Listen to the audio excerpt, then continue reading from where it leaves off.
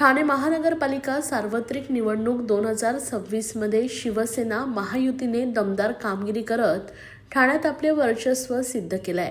विविध प्रभागात शिवसेनेच्या उमेदवारांचा बिनविरोध विजय झाल्याने शहराच्या राजकारणात शिवसेनेचं बळ अधिकच वाढलंय। ठाणेकरांनी दाखवलेल्या विश्वासामुळे ही विजयगाथा घडली असल्याची भावना पक्ष नेतृत्वानं व्यक्त केले।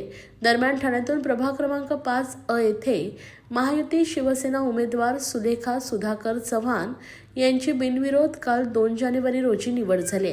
तसेच या प्रभागातील उभाटा पक्षाच्या दीप्ती जाबर यांचा अर्ज बाद झाला असून कामिनी संदीप भोये व कीर्ती गावित हे दोघे अपक्ष उमेदवार यांनी माघार घेतल्याने प्रभाग क्रमांक 5 येथे महायुती शिवसेना उमेदवार सुलेखा सुधाकर चव्हाण यांची बिनविरोध विजय झालाय।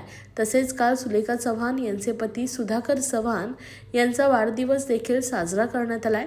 यावेळी ही विजयाची बातमी कळताच सुलेखा चव्हाण यांनी आनंद उत्सव साजरा करत उपमुख्यमंत्री एकनाथ शिंदे यांनी माझ्या पतीच्या वाढदिवसानिमित्त खूप मोठं सरप्राईज गिफ्ट दिलं असून त्यांच्या सहकार्यामुळे व खंबीर पाठिंब्यामुळे आज मी निवडून आलेली आहे, असं मत नगरसेविका सुलेखा चव्हाण यांनी यावेळी व्यक्त केलंय। मला भाईने आज मोठी गिफ्ट दिली आहे, तर माझ्या मिस्टरांचा आज वाढदिवस आहे 2 जानेवारी हा, आणि त्या दिवशीच मोठी गिफ्ट मिळाली असंच मी समजेन।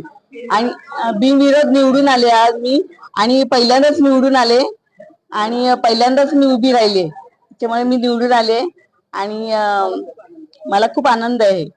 मैडम, अभी आप 5 साल में लोगों के लिए क्या कुछ कर सकते हो? जे भाईने केलंय ना त्याचं स्वप्न पूर्ण करण्याचा प्रयत्न करीन मी।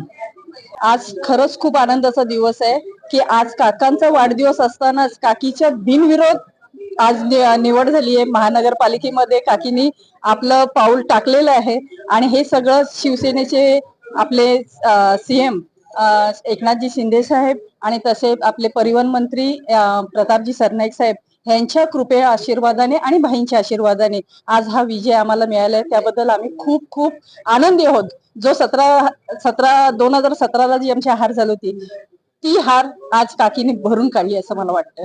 इथे काठीची लढाई होती, खूप लोक उभे होते, ते मागे गेलेत आणि तुम्ही काय सांगू? मला वाटतं त्यांना वाटलं असेल की काकी समोर आपला टिकाव लागणार नाहीये, त्यामुळे कदाचित त्यांनी ती माघार घेतली असेल आणि मी त्यांना पण पुढील वाटचालीसाठी शुभेच्छा देते।